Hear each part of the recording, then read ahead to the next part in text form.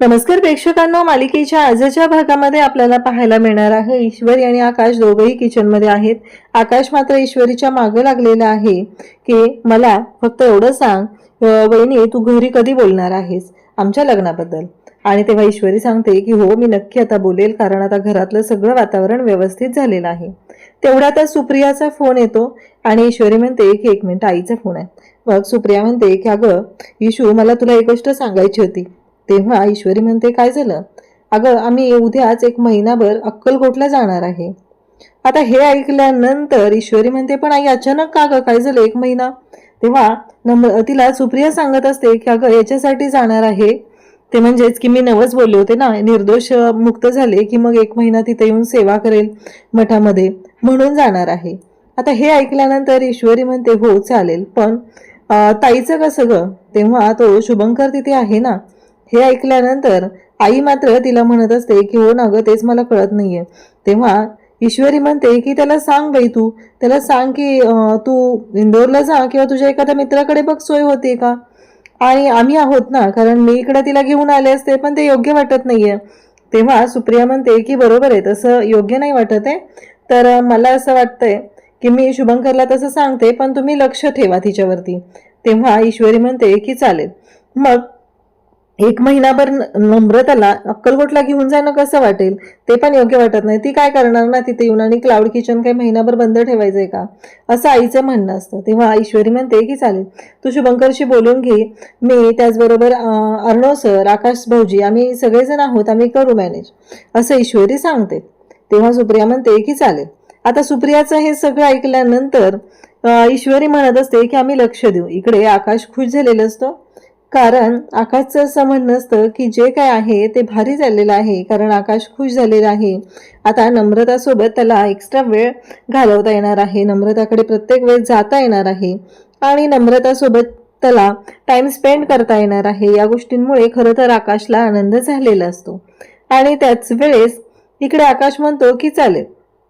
ईश्वरी पण आईला सांगते, पण शुभंकरला तू सांगून ठेव, कारण ते बरं नाही दिसत आहे. आता त्याला त्याची सोय दुसरीकडे बघितली पाहिजे. तेव्हा सुप्रिया म्हणते की हो, सांगायचं कसं हा मोठा प्रश्न आहे, पण मी त्याच्याशी बोलून घेईल, काहीच हरकत नाहीये, असं सुप्रियाने स्पष्टपणे सांगितलेलं असतं. आता मात्र ईश्वरी म्हणते की मग झालं, मग काहीच प्रॉब्लेम नाहीये. त्याच वेळी आता आकाश इकडे खुश झालेले आहे. इकडे शुभंकरला पण या गोष्टी समजलेल्या आहेत की आता हे दोघं जण घरात नसणार आहेत. शुभंकरला त्या गोष्टीचाही एक वेगळाच आनंद होत आहे. आणि त्याचबरोबर इकडे ईश्वरी सुद्धा आकाशला मुद्दाम चिडवत असते. मग आकाश भाऊजी ग्लो आलाय चेहऱ्यावरती, कारण आकाश तेवढाच खुश झालेला असतो. त्याला त्याला सुप्रियासह इकडे वेळ घालवता येणार असतो नम्रतासोबत. या गोष्टीसाठी तोही खुश झालेला असतो. त्यालाही बरं वाटत असतं की चला, गोष्टी आपल्या मनाप्रमाणे होत आहेत ना, यासाठी तो खुश असतो. इकडे नम्रता चा फोटो लावलेला आहे दरवाजाच्या पाठीमागे, आणि तिथे तिच्या समोर ह्या शुभंकरचं एक वेगळंच चाललेलं असतं. त्या फोटोच्या समोर तो उभा असतो आणि त्याचबरोबर स्वतः बेल्टने स्वतःला फटके मारून घेत असतो. म्हणजे हे सगळं वेगळंच काहीतरी दिसत असतं, कारण या सगळ्यामध्ये कुठेतरी असं वाटत असतं की काहीतरी वेगळं आहे, कारण हा विचित्र आणि विक्षिप्त असा माणूस आहे. कारण सरळ सरळ तो स्वतःला फटके मारून घेत असतो आणि त्या फोटोशी बोलत असतो. अगं नमोढमो, तू माझीच फक्त, तुला माहिती आहे ना, सगळं आहे ते मी म्हणतोय तसंच होणार आहे. अशा वेगवेगळ्या पद्धतीने तो बोलत असतो, मारून घेत असतो, वेड्यासारखं वागत असतो. आणि इकडे तो म्हणत असतो की का जातेस त्या आकाश पाटीलच्या जवळ, मला नाही आवडत ना तू त्याच्याजवळ गेलेली, मग तुला का जायचं असतं त्याच्याजवळ, काय तुला एवढं काय योग्य वाटतं ग त्याच्याबरोबर, तुला माझं प्रेम दिसत नाहीये, एवढं प्रेम करतो मी तुझ्यावरती, असं इकडे शुभंकर बोलत आहे. त्याचवेळी ईश्वरी आता रूममध्ये आलेली असते. अर्णव आंघोळ करून बाहेर येतो आणि तो केस पुसतच असतो आणि आल्या आल्या ओला टॉवेल फेकतो, तो ईश्वरीच्या केसांवरती अडकतो. तेव्हा ईश्वरी चिडचिड करायला सुरुवात करते. ईश्वरी म्हणते काय चाललंय हे तुमचं, म्हणजे हे नेहमीच झालंय. अहो एकतर ना एका हाताने मला जेवढी जमेल तेवढी कामं करते, कधी कधी तर मला प्रश्नच पडतो की मी लग्न करून या घरात आली आहे ना, तो तुमचा पसाराच आवरायला आलेली आहे, बाकी कोणत्या गोष्टीसाठी मी नाही आलेली इथं. तेव्हा अर्णव म्हणतो काय चाललंय तुझं हे सगळं. तेव्हा ईश्वरी म्हणते नाहीतर काय, तुम्ही सगळीकडे पसारा टाकायचा आणि मी तो आवरायचा, एवढंच मी करत असते. हे सगळं माझं विस्कटलेत केस, मी कसे तरी एका हाताने मला स्वतःला आवरत असते, सगळं करत असते, पण तुम्हाला काय त्याचं, तुम्हाला काहीच पडलेलं नाहीये त्याचं. मग अर्णव म्हणतो की थांब, आणि अर्णव तिला तिचे केस आहेत ते नीट करू लागतो, कारण तिचे केस पूर्ण विस्कटलेले असतात. आणि इकडे ईश्वरीचं असं म्हणणं असतं की हे सगळं जे काय आहे ना, हे तुमच्यामुळे झालेलं आहे, म्हणून ती अर्णवला दोष देत असते. तेव्हा मात्र इकडे अर्णव तिला व्यवस्थित तिचे केस करत असतो आणि त्याच्या पद्धतीने त्याचं सगळं चाललेलं असतं, म्हणजे त्याला जसे जमत आहेत तसे तो करून देत असतो. आता मात्र ईश्वरी पाहत असते आणि मग ईश्वरी अर्णवला म्हणते की ठीक आहे. आणि मग अर्णव तिला म्हणत असतो काय झालं आता, एवढं रागवायला काय झाले, नाही प्रत्येक वेळेस हे नेहमीच चाललेलं आहे तुझं. तेवढ्यातच आकाश तिथे येतो. ईश्वरीची चिडचिड चाललेली असते, तिला हे अजिबात आवडलेलं नसतं, कारण या सगळ्या गोष्टी तिलाच कराव्या लागत असतात.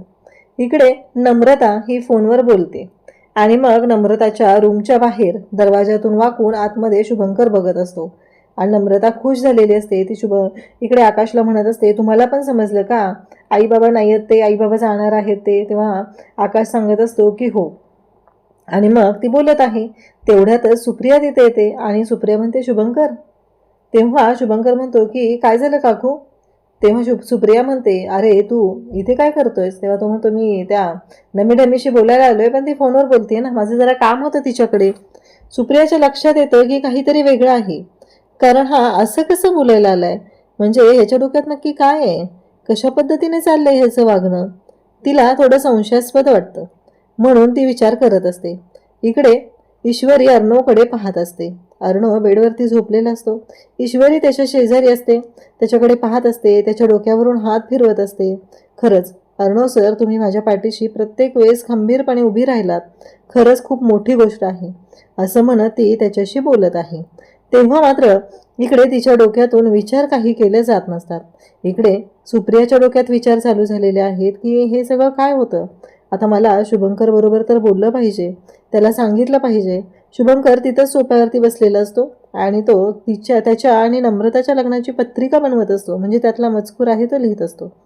आणि मग तो लिहित असतो की चिरंजीव शुभंकर यांचा शुभविवाहाची सौका नम्रता यांच्याशी करण्याचे योजले आहे, तरी सर्वांनी या विवाह सोहळ्यास उपस्थित राहावे, असं सगळं त्याचं बोलणं चालू असतं. आता सुप्रिया तिथे येते आणि म्हणते शुभंकर मला थोडं तुझ्याशी बोलायचं होतं. तेव्हा तो म्हणतो बोला ना काकू, काय झालं. तेव्हा सुप्रिया म्हणते की अरे आता आम्ही 1 महिन्यासाठी जाणार आहोत ना, तर मला काय वाटत होतं माहिती आहे का, की तू इंदोरला जाऊन येशील का आईबाबांना भेटून. नाही, बरेच दिवस झाले तू तिकडे गेलेला नाही आहेस ना, म्हणून म्हटलं तू जाऊन आलास तर त्यांनाही तेवढं बरं वाटेल ना. तेव्हा शुभंकर म्हणतो की काकू काळजी नका करू, मला नाही काय वाटणार, आणि असंही मी बरेच दिवस झालं आईबाबांना भेटायला गेलेलो नाही आहे ना, तर मी त्यांना भेटायला जाणार आहे. हे ऐकल्यानंतर सुप्रिया म्हणते अरे वा, खरंच. सुप्रिया म्हणते वाईट नको वाटून घेऊ, कसं आहे मला वाटलं म्हणून मी तुला बोलत होते, पण माझ्या मनात तसं काही नाही आहे. हे ऐकल्यानंतर इकडे शुभंकर म्हणत असतो अहो काकू तसं काही नाही आहे, मला माहिती आहे तुमच्या मनात तसं नाही आहे, ते तुम्ही नका विचार करू, असं इकडे शुभंकर सांगतो. आणि मग सुप्रिया तिथून बाजूला गेली की मग मात्र शुभंकर मनातल्या मनात बोलायला सुरुवात करतो की यांना माझ्या वडिलांनी पैसे टाकले म्हणून यांचं ते इंदोरचं शॉप सुरू झालं, आणि हे माझ्याशी असं बोलतायत. आत्तापर्यंत जेवढी लग्न मोडलेत ना, ती सगळी लग्न मीच मोडलेली आहेत. यांना काय वाटलं की ह्यांचं जे काय चाललेलं आहे ते मला कळणार नाहीये आणि हे अशा पद्धतीने घडेल, असं म्हणत आता दोघंही बोलत असतो. इकडे आता सुप्रिया आणि त्याचबरोबर निघालेले असतात संजयला घेऊन. शुभंकर ऑलरेडी पुढे गेलेला असतो. सुप्रिया म्हणत असते बरं झालं, म्हणजे शुभंकर त्यांना घेऊन गेला, म्हणजे ट्रेनमध्ये चढायला प्रॉब्लेम नको ना, असं सांगते. तेव्हा ती सांगत असते की एक गोष्ट लक्षात ठेव, दरवाजा बंद ठेवायचा, अजिबात दरवाजा उघडायचा नाही कोणी आलं तरी, कारण कोणी अनोळखी येऊ शकतं घरात. या सगळ्या इन्स्ट्रक्शन आता सुप्रिया तिला देत असते. तेव्हा ती म्हणते अगं आई काय चाललंय हे, किती हे सगळं सांग बरं, आणि कसं बोलतेस तू, असं म्हणत आईला ती विचारते. तेव्हा मात्र सुप्रिया तिला म्हणत असते की मी जे सांगितलंय ते लक्षात ठेव, कारण तुला असं वाटत असेल की मी असंच काहीतरी बोलत आहे, पण अजिबात हायगाय करायची नाही. क्लाउड किचनमध्ये जाताना लाईट फॅन सगळं बंद ठेवायचं, रात्री झोपताना गॅसचा नॉब बंद करून झोपायचा, हे सगळं ती सांगते. तेवढ्यातच आता ईश्वरीचा फोन आलेला असतो आणि ईश्वरी आणि आकाश एकत्रच असतात. तेव्हा सुप्रिया म्हणते की हो, शुभंकर इंदोरला गेलेला आहे त्याच्या आईबाबांकडे, आणि इकडे आता काहीच नाही प्रॉब्लेम, तू फक्त येऊन जाऊन राहत जा, नम्रताकडे लक्ष दे जरा. तेव्हा सुप्रिया हे सांगितल्यावर ईश्वरी म्हणते, हो आई काळजी करू नकोस, आणि आकाश भाऊजी आहेतच की, असं म्हणत आता बोलत असतात. सुप्रिया म्हणते की ठीक आहे. आता सुप्रिया निघालेली आहे. इकडे ईश्वरी आणि आकाश म्हणत असतात की आपण दुपारी पिक्चरला जाऊया. तेव्हा तिथे अर्णव येतो आणि अर्णव म्हणतो काय, तेव्हा हा एवढा का खुश आहे. तेव्हा ईश्वरी म्हणते की ते त्यांच्या बायकोबरोबर पिक्चरला जाणार आहेत ना, म्हणजे आम्ही पिक्चरला जाणार आहोत म्हणून ते खुश आहेत. हे ऐकल्यानंतर खरं तर राग आलेला असतो तो अर्णवला. अर्णव म्हणतो ते दोघं जाणार आहेत ना, मग तू कशाला जाणार आहेस त्यांच्यामध्ये, कबाब में हड्डी. तेव्हा ईश्वरी म्हणते तुम्हाला काय माहिती रोमॅन्टिकपणा, रोमांस, प्रेम. तेव्हा अर्णव म्हणतो की काय काय बोललीस तू. तेव्हा ईश्वरी म्हणते की तुम्हाला काय माहिती ना, आणि आकाश तिथून गेलेला असतो. अर्णवचं म्हणणं असतं की तू जायची गरज नाहीये त्यांच्या दोघांच्या मध्ये, आता आकाश तर तिथून जातो. तेव्हा मात्र इकडे अर्णव इकडे ईश्वरीला म्हणत असतो की तुला वाटतं ना मी रोमॅन्टिक नाहीये, मला रोमांस करता येत नाहीये, मला प्रेम करता येत नाहीये, आणि असं म्हणत तो तिच्या जवळ येतो आणि तिला मिठीत घेऊ लागतो. तेव्हा ईश्वरी पाहतच असते.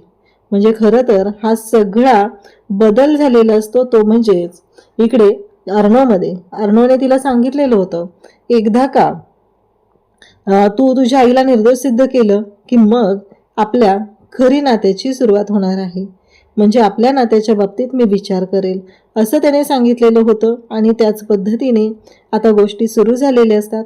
आणि मग मात्र इकडे हे सगळं जे काही आहे ते दोघंही बोलत असतात. आता अर्णव ईश्वरीला जवळ घेतो, तिच्यावर प्रेम करू लागतो. ईश्वरीला आता धक्काच बसलेला असतो. खरं तर ईश्वरीला कळत नाहीये की कसं रिॲक्ट व्हायचं, म्हणून ईश्वरी अर्णवकडे पाहत असते. अर्णव मधला हा जो बदल आहे खरं तर तो तिला पटकन ॲक्सेप्टच होत नाहीये. तिच्या डोक्यात फक्त एकच असतं की अर्णव सर आणि असे, हा विचार ती करत असते आणि अर्णवकडे पाहून हसत असते. आता ईश्वरी जायला निघते तेव्हा अर्णव म्हणत असतो मी सिंदूर, पण ईश्वरीला आता आवरायचं असतं आणि त्याचबरोबर दुपारी नम्रताकडेही जायचं आहे, हे तिचं ठरलेलं आहे. त्यानंतर इकडे पाहायला मिळतं की आता आकाश आणि नम्रता दोघंही घरी आलेले असतात.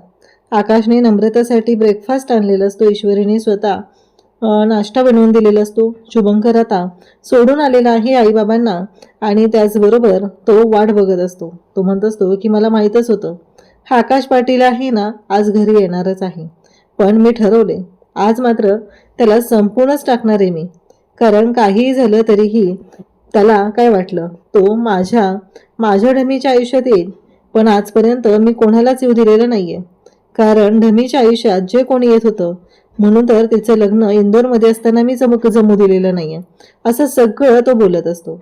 आता मात्र ईश्वरी त्याचबरोबर इकडे अर्णव दोघेही आता खुश आहेत आणि त्यासोबतच नम्रता आणि आकाश सुद्धा खुश आहे, रोमॅन्टिक झालेला असतो. नम्रताला जवळ घेतो आणि म्हणतो की आज फक्त आपण दोघेच आहोत, आता इथे दुसरं कोणीच नाहीये.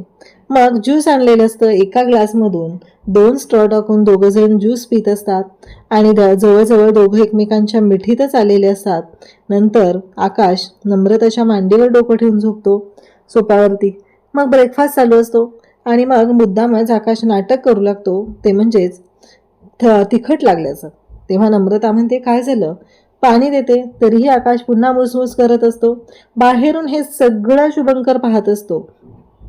त्याला मात्र असं वाटत असतं की नाही काहीही झालं तरीही हे दोघं जे काय आहेत ते एकत्र आले की आपल्याला त्रास होतोय, तर याला संपूर्णच टाकायचं, एवढंच आज त्याच्या डोक्यात असतं आणि त्यासाठीच त्याचं सगळं चाललेलं असतं. तेव्हा इकडे आकाश मात्र नम्रताला म्हणत असतो की साखर नको, तू आहेस ना, मग तिखटपणा कमी होईल. आणि असं म्हणत दोघंही एकमेकांच्या जवळ येऊ लागलेले असतात. आणि नेमकं शुभंकरने हातात चाकू घेतलेला आहे, काळा मास्क घातलेला आहे आणि तो दरवाजा ढकलतो आणि आत येतो. त्या क्षणी इकडे आकाश आणि नम्रता हादरतात आणि हा माणूस आत का आलाय हा प्रश्न उभा राहिलेला असतो. आणि तेव्हा मात्र दोघंही विचारू लागतात की कोण आहे, कशासाठी इथे आलाय. तेव्हा मात्र आता शुभंकर काहीच बोलत नाहीये, कारण तो बोलला तर त्याचा आवाज लक्षात येईल असं वाटतं त्याला आणि म्हणून तो गप्पच झालेला असतो. तेव्हा मात्र इकडे ईश्वरी किचनमध्ये असते, तिला जमेल तसं हळूहळू ती काम करत असते. ती म्हणत असते या स्पीडने जर मी काम करायला लागले तर कसं होईल, मला सरांचा डबा द्यायचा आहे, एवढ्या सगळ्या गोष्टी आहेत आणि हे सगळं करायचं आहे. आणि त्याचबरोबर हे सगळं जेव्हा घडत असतं तेव्हा मात्र इकडे अर्णव ईश्वरीला म्हणत असतो की काय झालं, नक्की कशाबद्दल बोलतेस तू. ईश्वरी शांतच असते आणि अर्णव तिची मदत करत असतो. तिला वरचं कबड आहे ते उघडायचं असतं, ते तिला एका हाताने उघडता येत नसतं. मग अर्णव तिच्या मदतीला जातो, ते कबड तिला उघडून देतो आणि मग ती अगदी छोट्या छोट्या कामामध्ये मदत करत आहे. आणि त्याचबरोबर इकडे अर्णव तिला सांगत असतो की काळजी नको करूस, अर्णवचा टिफिन भरायचा आहे. त्यावेळेस सुद्धा तो तिची मदतच करत आहे. तिला सांगतोय की मी आहे ना, मग काळजी नको करू, एवढंच त्याच्या बोलण्यातून येत असतं. आणि त्याचबरोबर इकडे आता भाजी बनवलेली असते, सगळा टिफिन तयार झालेला असतो आणि तेवढ्यातच कढई उचलताना ईश्वरीच्या हाताला चटका लागतो. मग अर्णव तिथे येतो आणि मग तिच्या बोटावरती फुंकर मारतो. तो तिच्याकडे पाहत असतो, म्हणजे दोघंही एकमेकांशी अजिबात बोलत नाहीयेत, पण न बोलता एकमेकांना समजून घेत आहेत. हा त्यांचा रोमांस आपल्याला इथे पाहायला मिळत आहे. आणि अर्णव आणि ईश्वरी दोघंही खुश आहेत. ईश्वरीलाही छान वाटते, म्हणजे कुठंतरी अर्णव आणि ईश्वरी या दोघांचं नातं सुरू झालेलं आहे. अर्णवने दिलेला शब्द होता की एकदा का हे सगळं क्लिअर झालं की तुझी आई दोषी नाहीये, तर नक्कीच आपल्या नात्याची नवीन सुरुवात असेल. आणि तीच सुरुवात इथे पाहायला मिळते. ईश्वरी गालातल्या गालात हसत असते. आज तिला जाणवतं की अर्णव सर जे बोलले होते ते खरं आहे आणि त्या दोघांचं प्रेम असंच वाढू लागलेलं असतं. इकडे मात्र आता उद्याच्या भागात पाहायला मिळतं की सुप्रिया खूप चिडलेली असते. हिच्या बहिणीने माझ्या मुलाला जाळ्यात अडकवलेलं आहे, कारण ईश्वरी ही लग्नाबद्दल बोलायला आलेली असते. ती आजीला सांगत असते की आजी, आता आकाश भाऊजी आणि नमुताई यांच्या लग्नाबद्दल आपल्याला ठरवावं लागणार आहे. तर इकडे सुप्रियाचा हा वेगळाच गोंधळ सुरू झालेला असतो आणि सुप्रिया म्हणत असते की नाही, काहीही झालं तरीही मला काही हे पटलेलं नाहीये, हिच्या बहिणीने माझ्या मुलाला अडकवलेलं आहे. तेव्हा ती म्हणते की असं नका बोलू काकू तुम्ही, मामी तुम्ही, कसं आहे माहिती आहे का, नमुताई तशी नाहीये, खूप चांगल्या घरातले आहे, संस्कारी आहे, माझ्या आईबाबांनी तिच्यावरती चांगले संस्कार केलेले आहेत, सुसंस्कृत आहे. आणि नेमकं दारात लग्न करून आकाश आणि नम्रता आलेले असतात. इकडे ईश्वरी त्यांच्याच लग्नाबद्दल बोलत होती आणि हे दोघं जण लग्न करून दारात आलेले पाहून खरं तर धक्काच बसतो. तेव्हा ईश्वरी म्हणत असते की हे सगळं काय आहे. आणि मग इकडे लगेचच वल्लरी तिला म्हणते की बघितलं का, हे संस्कार आहेत का तुमचे, हे संस्कार केलेत का तुझ्या आईवडिलांनी. मग ईश्वरी दारात नम्रता आणि आकाशकडे जाते आणि नम्रताला म्हणत असते की ताई एवढी काय घाई केलीस ग, म्हणजे मी तर सगळ्यांशी बोलतच होते ना, एवढी घाई करायची काय गरज होती. तेव्हा नम्रता म्हणते राजेश शिर्केंच्या सुनेचं सगळं जे सुख आहे ते तुलाच अनुभवायचं आहे का, हे सगळं तुलाच हवं आहे का. नाही, मीही राजेश शिर्केंच्या घरची सून होणार आहे हे माहिती होतं, तरीही तू जाणून बुजून या सगळ्या गोष्टींना उशीर करत होती, असं ती बोलायला सुरुवात करते. ईश्वरीला तर धक्काच बसतो, कळायचंच बंद होतं की ही काय बोलते, हिला काय झाले नक्की, असा विचार ईश्वरीच्या मनात आलेला असतो. आता मात्र ईश्वरी ही परिस्थिती कशी हँडल करणार, कारण अचानक या नम्रताला काय झालं, म्हणजे तिच्यामध्ये हा विलन कुठून आला, या सगळ्यामागे वल्लरी तर नसेल ना, हे आपल्याला पुढे पाहायला मिळणार आहे. अशाच अपडेटसाठी चॅनलशी कनेक्ट राहा. थँक्यू.